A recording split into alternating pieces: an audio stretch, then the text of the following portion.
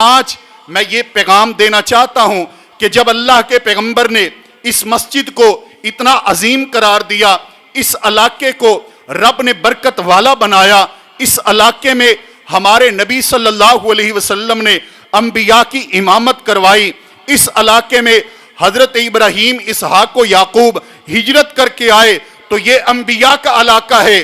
آج پھر ایک اسرائیل، ایک یہودی درندہ، وہ بمباری کے ذریعے، وہ گولوں کے ذریعے اس علاقے کو تہس نہس کیوں کر رہا ہے؟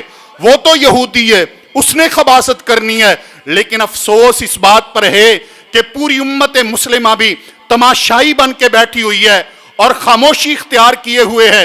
ہمارے حکمران اس پر جمع ہو کر، متحد ہو کر کوئی پالیسی تیار کر کے اسرائیل کو جھنجھوڑنے کے لیے کیوں تیار نہیں ہے؟ اور یہ ظلم اس حد تک ہے کہ اگر میرے اور آپ کے ملک کے اندر کسی مرد پر، کسی عورت پر کوئی زیادتی ہو جائے، پورا مغرب کھڑا ہو جاتے کہ یہاں پر مردوں کے یا عورتوں کے یا انسانی حقوق محفوظ نہیں ہے، پروپیگنڈا کیا جاتا ہے۔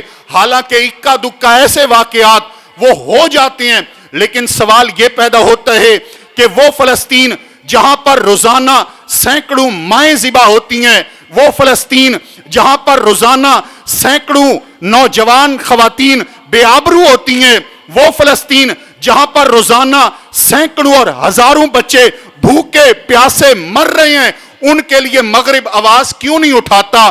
ان کے لیے، فلسطین کے درد کے لیے امریکہ کے منہ میں زبان کیوں نہیں ہے؟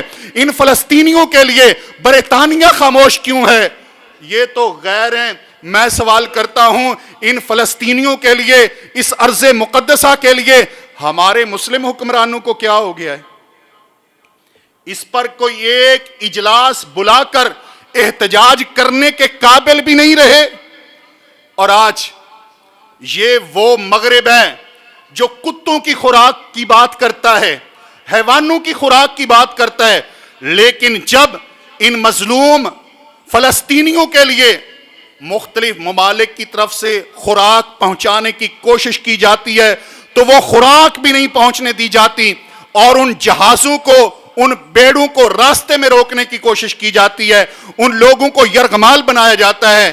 اس لیے ہماری آواز سب سے پہلے اپنے ملک پاکستان کے حکمرانوں کے لیے ہے کہ خدارا نیند سے بیدار ہو جائیے، خدارا غفلت کو چھوڑ دیجئے، خدارا جاگیے اور اپنے ان مظلوم مسلمانوں کے لیے آواز اٹھائیے۔ میرے محترم ساتھیوں، دیکھیں اس وقت ملک پاکستان کے بیشتر حصے سیلاب کی نظر ہوئے، پورا پاکستان جاگا، ہم ان کی مدد کے لیے، تعاون کے لیے آگے بڑھے، ان کی بھوک برداشت نہیں ہوئی۔ میں یہ سمجھتا ہوں سیلاب بڑی بار آئے ہوں گے، لیکن یہ سیلاب نہیں، یہ رب نے ہمیں جھنجھوڑا ہے کہ تمہیں تو 4 دن 15 دن کی بھوک جب تم پر پڑی ہے، تمہاری کیا کیفیت ہو گئی؟ جب تم بے گھر ہوئے، تمہاری کیا کیفیت ہو گئی؟ جب تمہارے اپنے سیلاب کی نظر ہوئے، تمہاری کیا کیفیت ہو گئی؟